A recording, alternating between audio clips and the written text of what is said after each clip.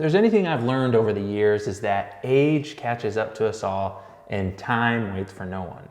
Granted, I'm 33 years young and have been physically active in the gym and sports almost my whole life.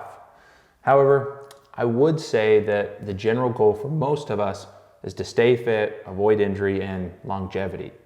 So today I want to talk about the importance of warming up, flexibility, and mobility training.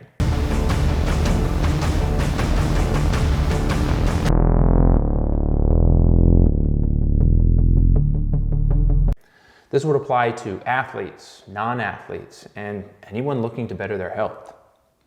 As a younger athlete, I remember stepping on the basketball court with no warm-up or stretch and just going 0 to 100.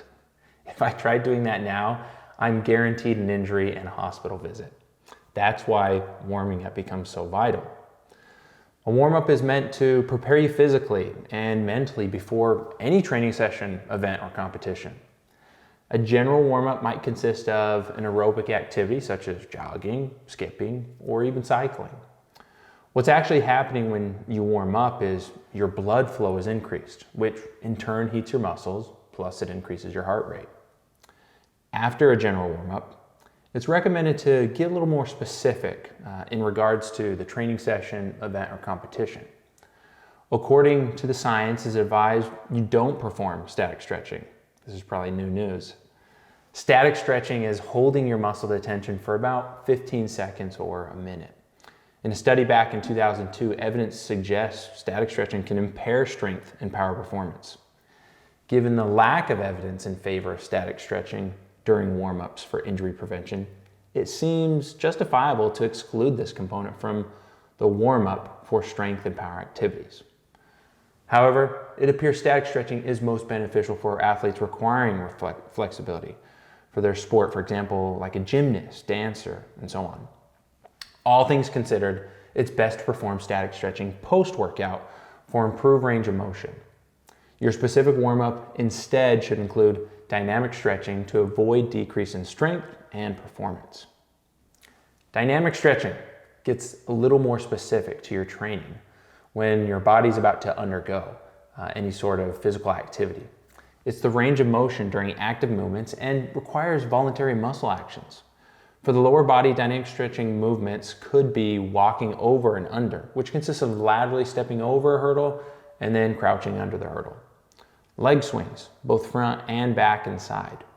Straight-legged march, which is a high kick directly in front of you while maintaining a straight leg and touching your hands with your toe. As for upper body, dynamic stretches you could use are arm swings, which can be done forwards and backwards and side to side. Shoulder reach by bringing your arms up and then reaching them as high as you can into the sky. Single arm circles, these are done in the standing position while you move your arms either forwards or even you can go in the reverse and go backwards. Finally, you've got torso twists. These are meant to warm up the midsection here, whether you're twisting left and or right. In summary, a general warm-up is performed to get the blood flow moving, followed by a more specific warm-up. The science advises against static stretching and to focus on dynamic stretching prior to any training, competition, or event. Now that we've covered warming up, what is flexibility and mobility, and how do they fit within your training program? Flexibility is the ability of a muscle group to lengthen and stretch temporarily through a range of motion, whereas mobility is the ability of a joint to move actively through a range of motion. Flexibility focuses on the muscle, and mobility focuses on the joint. Although different, they both contain a static and dynamic component, and together, the goal is to achieve a full range of motion. The popular phrase, "if you don't use it, you lose it," is very applicable when it comes to range of motion. Range of motion can be negatively affected due to muscle weakness, lack of stretching, injury, even arthritis.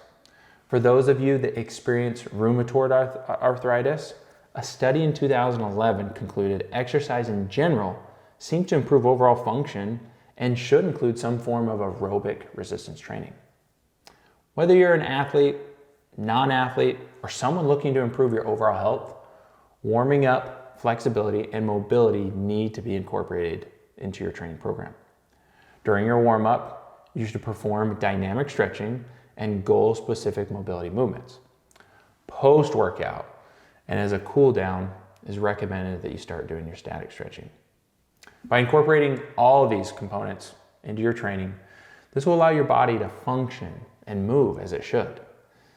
If you have any questions, feel free, reach out to support@abftribe.com or leave a comment.